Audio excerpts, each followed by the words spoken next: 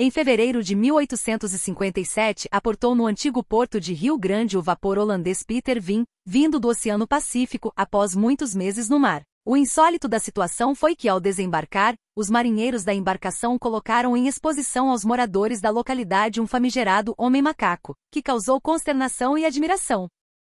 O fato chegou a ser noticiado em diversos periódicos da época com muito interesse e curiosidade.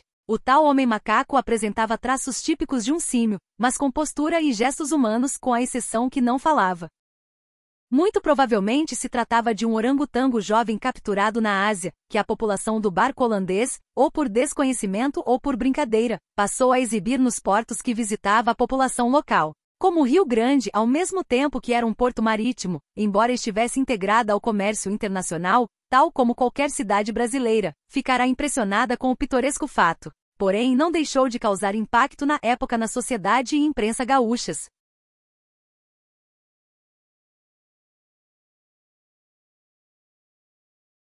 Em 26 de junho de 1884, a vila de Torres amanheceu alarmada pelo aparecimento de um monstro ameaçador na praia, fato que causou verdadeiro pânico entre os moradores locais. O tenente-coronel Fortunato de Souza, acompanhado de membros da Guarda Nacional, e mais o senhor Domingos José Bento, naturalista amador, se dirigiram às pressas ao local, após insistentes e comoventes apelos de várias pessoas.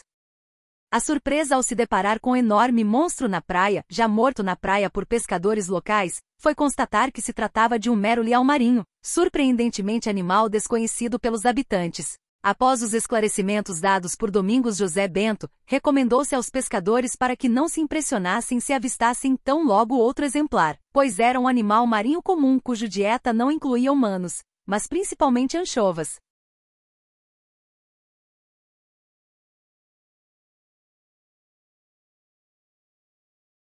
Ao longo do século XIX e nas primeiras décadas do século XX, não tardaram a aparecer histórias curiosas sobre supostos monstros marinhos capturados ou avistados por marinheiros na costa do Rio Grande do Sul. Desde peixes gigantescos a serpentes marinhas medonhas, as ditas descobertas ocupavam espaços prodigiosos nos jornais da imprensa local.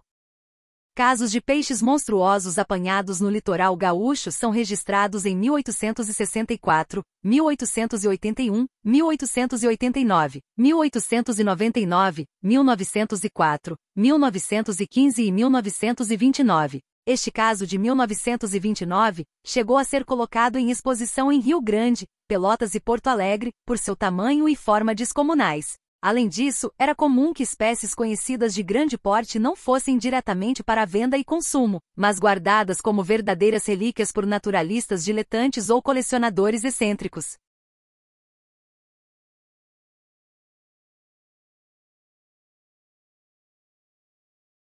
Um curioso evento envolvendo uma suposta criatura marinha fantástica se deu em março de 1878, quando a escuna Sarribeiro, barco mercante proveniente do Rio de Janeiro e que já tinha feito escala no porto de Desterro, em Santa Catarina, fora atacada por um polvo gigantesco a algumas léguas longe da costa, nas proximidades de Mostardas. O fato veio a ser reportado 2 dias após o ocorrido, quando a escuna Sarribeiro desembarcou em Rio Grande.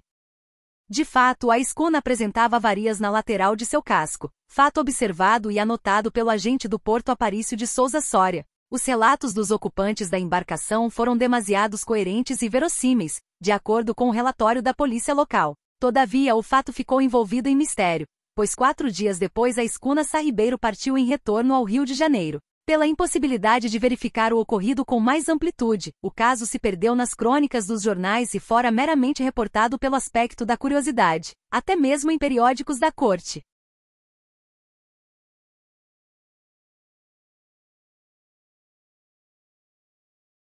Outro caso estranho, envolvendo embarcações que se dirigiam ao porto de Rio Grande, foi o caso de 3 de setembro de 1926 do navio Neptuno, de bandeira portuguesa que tinha partido de Montevidéu dias antes em mera viagem mercantil. De acordo com o capitão do navio, logo após o navio partir da capital uruguaia, na altura do Cabo Polônio, a embarcação passou a ser supostamente perseguida por diversas luzes na superfície do mar, que faziam uma espécie de procissão brilhante a poucos metros da popa.